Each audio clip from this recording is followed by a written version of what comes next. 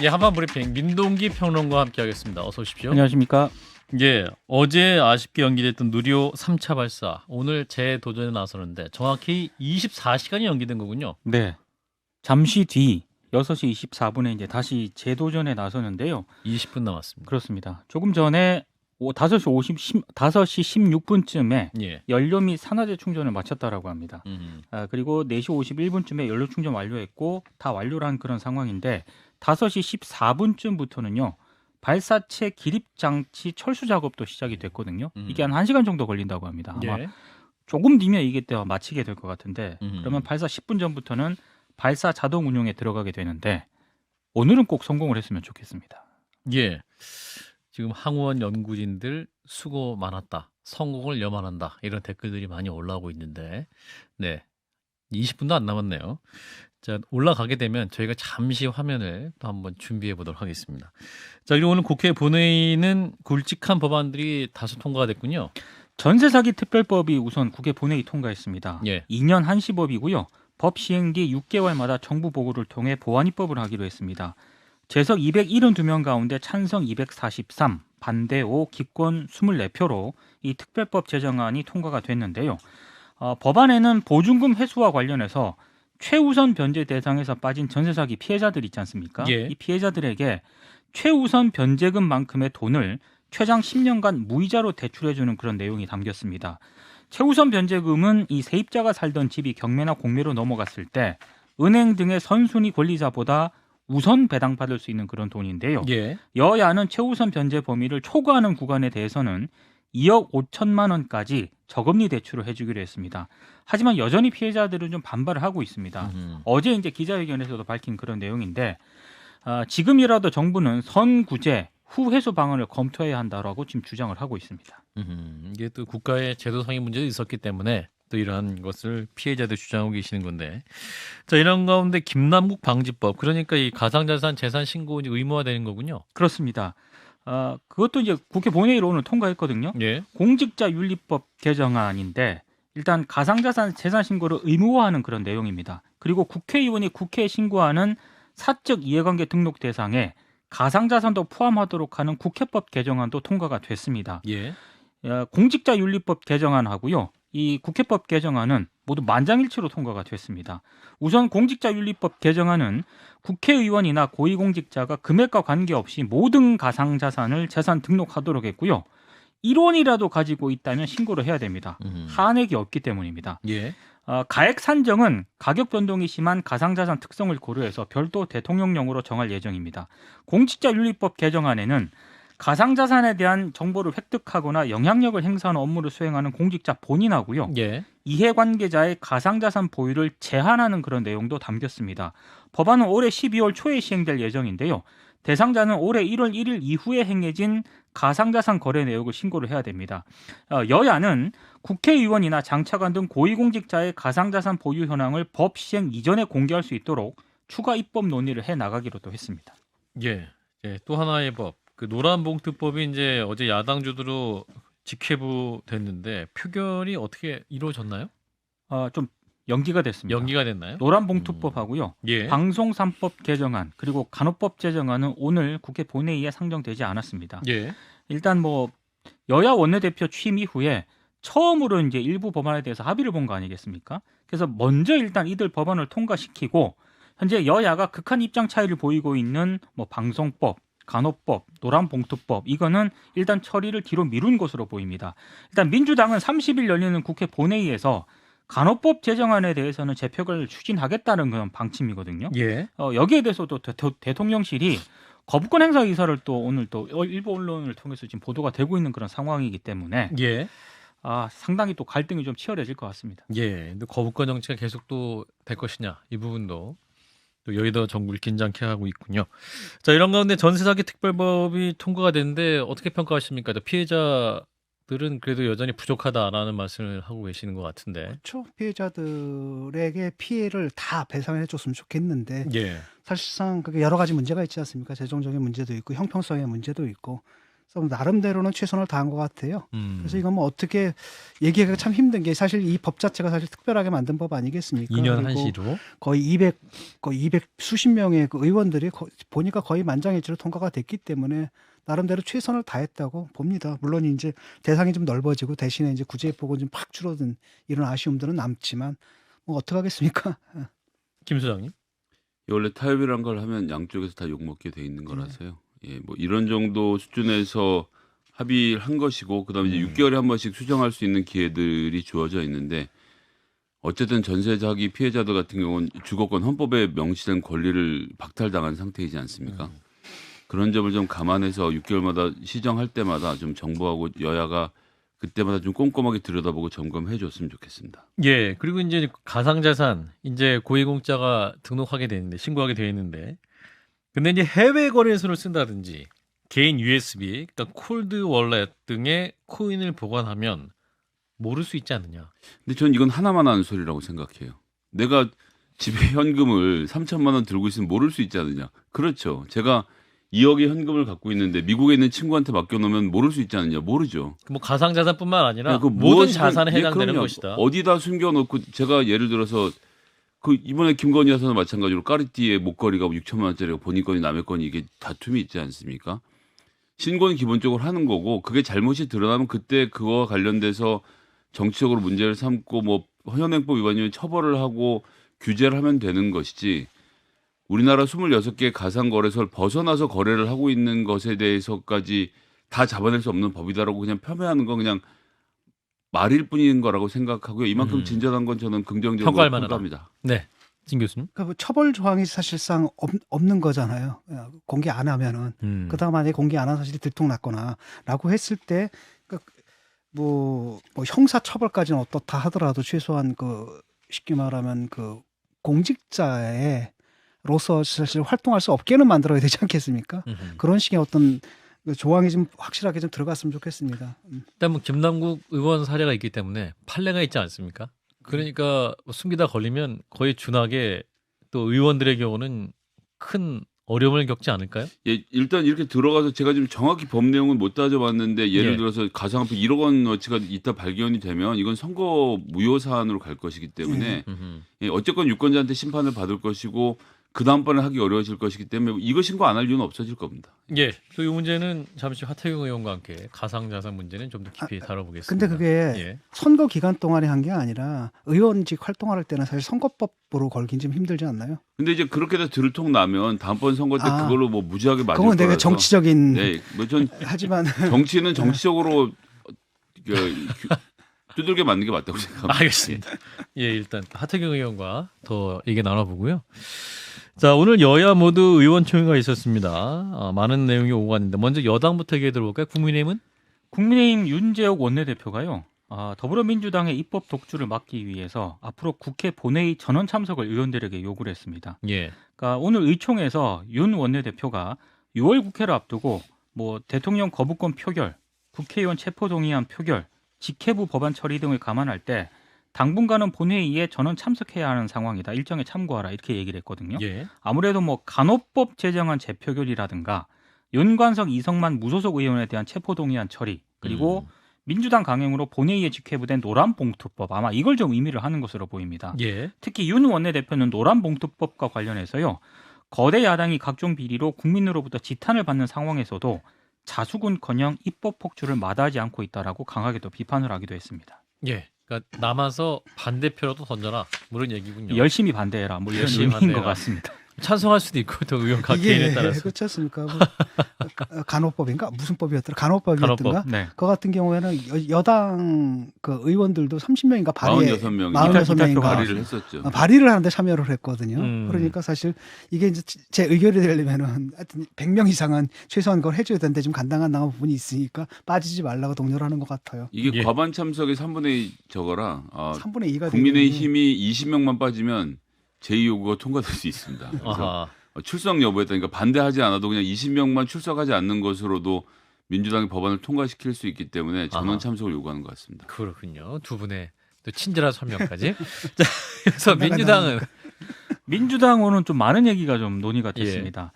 민주당 쇄신을 요구하는 청년 정치인들과 대학생 위원장에게 도를 넘는 적대와 공격 행위를 중단해야 한다는데 의원들이 공감했다. 이소영 민주당 원내대변인이 오늘 기자들에게 밝힌 그런 내용입니다. 예. 최근에 그 기자회견이 있지 않았습니까? 민주당 전국대학생위원회가 가상자산 보유 및 거래 의혹으로 민주당을 탈당한 김남국 무소속 의원을 비판하는 그런 기자회견을 했었는데 그렇죠. 이들에게 도를 넘는 적대와 공격이 있었다는 것이 알려져 있다. 이런 문제에 대해서 의원들과 당이 적극적인 입장을 표명할 필요가 있다는 제안이 있었다. 이렇게 이소영 원내대변인이 밝혔고요. 그리고 지금 대표적 비명계로 꼽히는 사선의 홍영표 의원 있지 않습니까? 예. 한 30명의 의원들이 오늘 오후 국회에서 열린 당 의총에서 이른바 개딸들의 공세를 당 차원에서 막아야 한다고 주장을 했고요. 어제 비명계를 포함한 일부 민주당 의원들은 이 같은 내용이 담긴 결의문 채택을 주장을 하면서 서명운동을 또 진행을 하기도 했는데 오늘 의총에서는 결의문 채택까지는 나아가지 않았습니다. 예. 그리고 대의원제 폐지와 관련해서도 이 논의가 좀 됐었는데요. 예. 결론이 난 것은 아니지만 앞으로 이 대의원제 폐지를 포함한 혁신 방향에 대해서 토론을 이어가자 이렇게 의원들이 논의를 했다고 합니다. 그리고 윤리기구 설치와 관련해서도 논의가 있었는데 뭐 감찰을 강화하면서 선출직 공직자 등에 대한 수시 감찰을 강화하겠다 이런 논의가 있었는데 다만 구체적인 안은 완성이 되고 논의되는 대로 공유하기로 했다 이렇게 또 설명을 했습니다. 예. 자, 이런 가운데 이제 어제 이재명 민주당 대표가 유튜브 라이브, 그러니까 당원들과 소통하는 그 프로그램에 출연해서 얘기를 했는데 주목받는 발언이 있었다고 하는데 어떤 말입니까? 그러니까 이른바 모욕 문자, 뭐 문자 폭탄 이런 것과 관련해서요. 폭력적인 언사나 모욕 이런 건 하지 말자. 꼬투리 잡힐 거는 하면 안 되는 것이다. 이렇게 얘기를 했습니다. 근데 그렇게 얘기를 하면서도 한 케이스는 조사를 해보니까 우리 당원이 아니더라. 이원웅 의원이 얘기했던 거 말하는 거죠? 그걸 이제 언급을 네. 하는 것 같습니다. 네. 그걸 얘기를 하면서 이건 두 가지 가운데 하나다. 당원을 가장해서 장난친 것이거나 이간질한 것이거나 아니면 우리 당과 관계없는 개인적인 행위일 것이다. 이렇게 얘기를 했습니다. 지금 뭐 이원욱 의원이 이렇게 본인이 문자를 받았다라고 하면서 이재명 대표를 향해서 강성 팬덤들과 단절하고 싶은 생각이 없으신지 묻고 싶다라는 글을 올리지 않았습니까? 예. 이런 글을 올리고 나서 민주당 지도부가 당 윤리감찰단의 모욕 문자에 대한 조사를 지시했고요.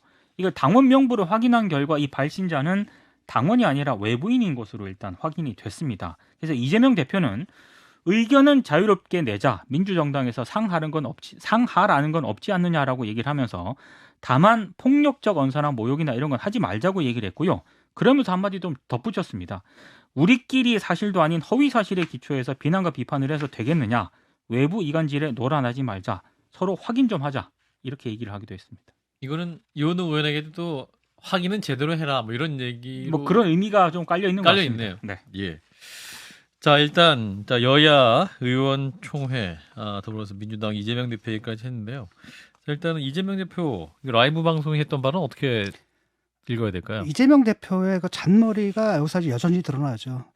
이 사실을 부정을 하는 거거든요. 쉽게 말하면 지금 민주당에서 이른바 개딸들이나 이재명 제명인의 동네라든지 강성 팬덤에 의해서 예. 이견을 낼 수 없는 이런 분위기가 엄연히 존재하잖아요. 예. 그런데 이걸 갖다 이간질, 우리 당과 관계없는 사람, 당과 관계없는 사람은 아닐 거거든요. 당이 엄청난 지지자일 거고 이른바 개딸이나 재명의 동네 사람이겠죠. 당원은 아니지만 당원은 아니지만 그게 그렇게 본질적인 차이냐라는 거예요. 근데 그렇게 해버리고 두 번째로는 뭐냐면 그 자체가 문제고 당내 민주주의를 갖다 왜곡시키는 건데 거기에 대해서 하는 게 뭐냐, 꼬투리 잡힐 거 하면 안 된다라고 얘기거든요. 꼬투리만 안 잡히면 된다. 그렇죠. 우리가 오히려 우리한테 안 좋은, 친명계한테 안 좋으니까 꼬투리 잡힌다 그런 일을 하면 이게 이분의 인식이거든요. 그럼 이들하고 선을 그을 수가 있느냐? 선은 안 긋겠다는 얘기예요. 왜냐하면 자신의 가장 든든한 우군이거든요. 그다음에 이 사람들을 이용해서 자기 개인 정치를 하는 사람들이 있단 말이죠. 공천장사라는. 그다음에 그 사람들이 또한 자기 대표를 갖다 옹이하는 일종의 친위 세력이 되어오고 있거든요. 그러니까 내치질 못하는 거고 요 선에서 얘기를 하는 거죠 지금. 그래서 어떻게 보면 사실은 뭡니까, 이렇게 비판을 하는 것처럼 보이지만 실제로는 문제의 본질을 비껴가면서 이 체제는 내가 그냥 가져가겠다라는 얘기만 하는 거예요. 그러니까 너희들 언론에 날 만한 도에 지나친 행동만 좀 하지 말아달라, 그 얘기를 하는 거라는 거죠. 그러니까 그래도 모욕이나 폭력적 언사를 하지 말자. 이 정도로는 부족하다는 말씀인 거죠. 선을 그어야 되거든요. 확 선을 그런 그어야 것들. 된다. 선을 그어야 되고 그 사람들하고 그 사람들을 쉽게 말하면 이 사람들의 사고 방식이 문제잖아요. 굉장히 현실 감각을 잃어버리고 즉 그 중도층 그 보통 상식적인 사람들의 관점에서 많이 멀어져 있고 그 당의 그 정치적인 의사 결정 구조 자체가 문제가 있는데 이 부분은 건드리지 않겠다라는 거잖아요. 계속 우리를 지지해 달라라는 거고. 예, 김 소장님 어떻게 해석하세요? 일단 당원인지 아닌지 여부는 제가 생각하기에는 별로 중요하지 않은 것 같습니다. 어쨌든 의원들 입장에서 문자를 받았는데 이건 당원 의견이니까 중요하게 생각하고 이건 당원의 의견이 아니니까 뭐 이렇게 구분할 수 있는 문제는 아니잖아요.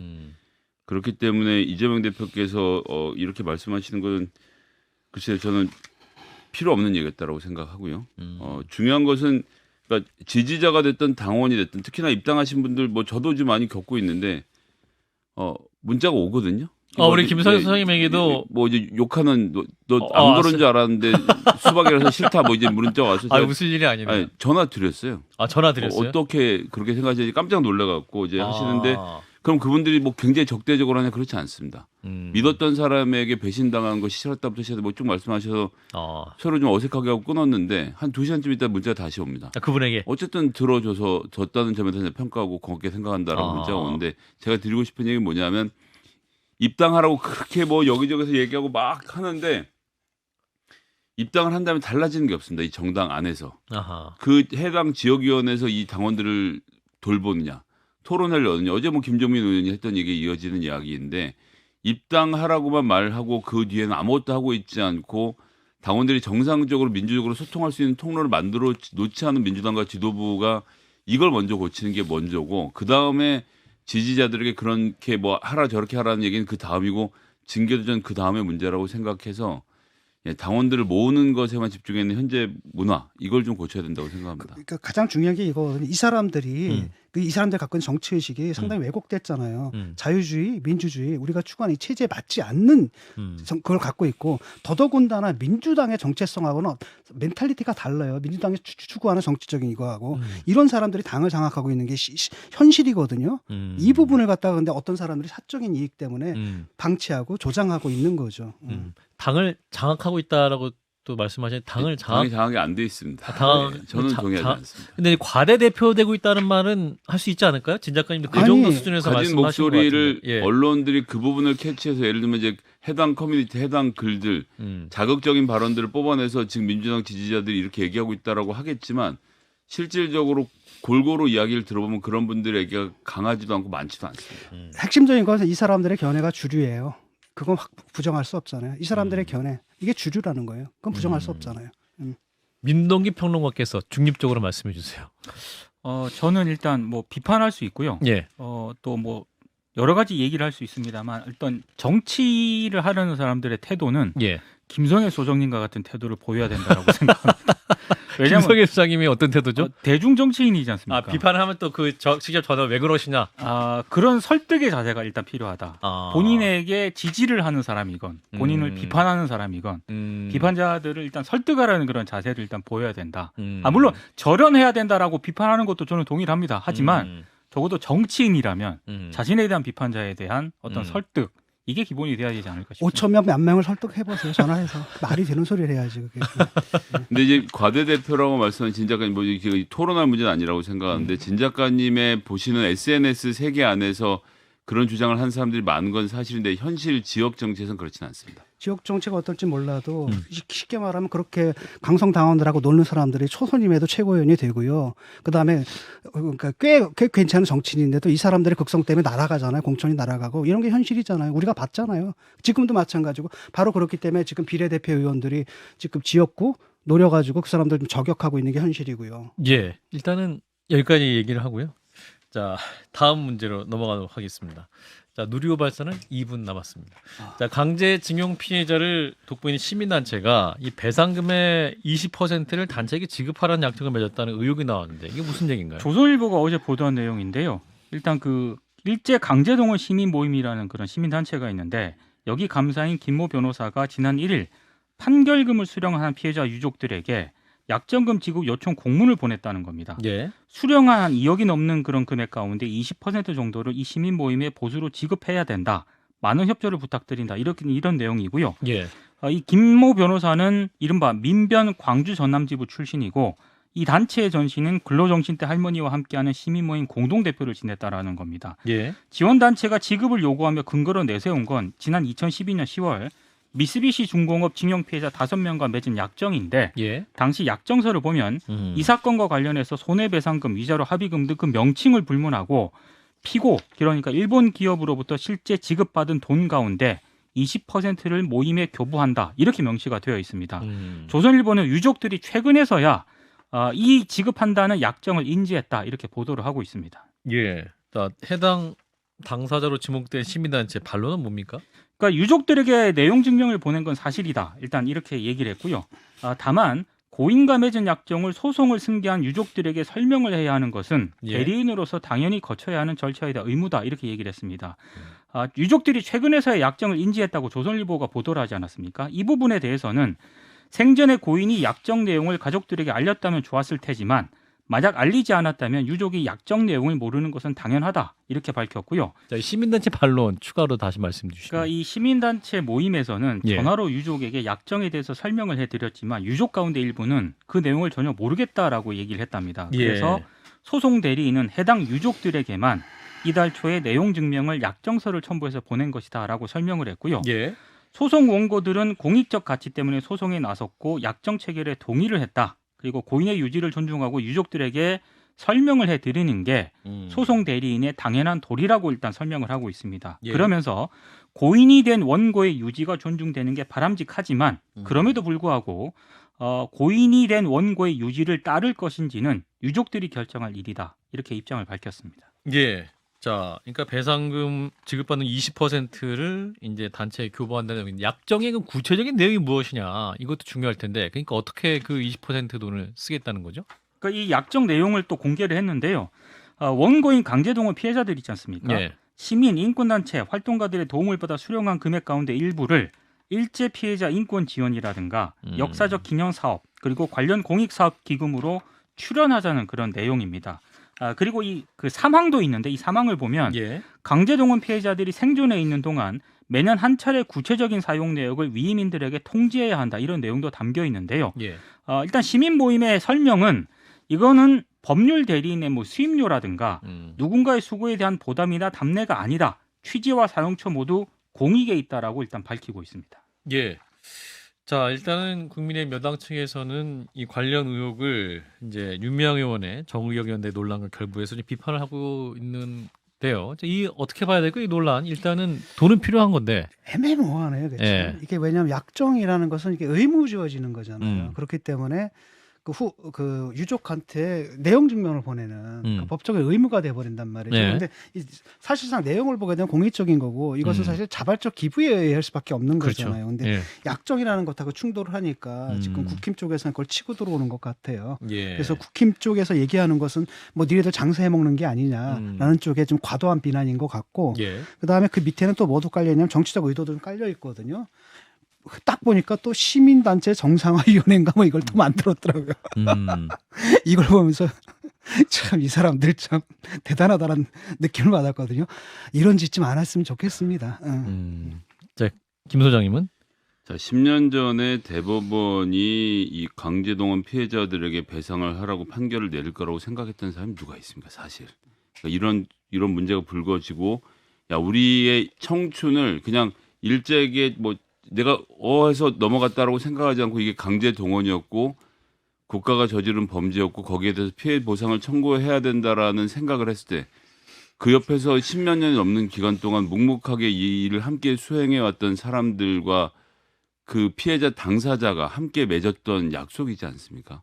그런 내용을 그 일이 벌어질 땐 단 한 번 가서 돕거나 보도도 하지 않았던 언론사와 보수 정치인들이 지금 와서 무슨 깨끗하니 뭐니 따지고 하는 게 전 역겹고요. 이런 내용까지 문제를 삼아서 뭔가 물을 타려고 하는 거 너무 좀 이념적으로 가고 있다라는 생각. 그리고 이분들이 기금이라고 하는 것은 함부로 개인이 사용할 수 있는 부분도 아니기 때문에 이런 자체를 해명해야 하는 이 현실 참 전 참담합니다. 예. 그러니까 이것도 원래 다 구체적인 사용 내역을 밝히게 돼 있잖아요. 예. 공익적으로 사용하려고 했거든요. 근데 이걸 갖다 이상하게 꼬아가지고 하는데 저는 이제 뭘 보냐면은 저분들의 마인드가 한편으로 노조 공격하고 그다음 음. 시민단체 공격하고 이런 정치적인 회계 문제로. 예. 예. 아무튼 일단 이유는 여기까지 하고요. 예, 다음에 다시 듣도록 하겠습니다. 민동기 평론가였습니다. 고맙습니다. 고맙습니다. 좋아요? 구독. 알림 설정.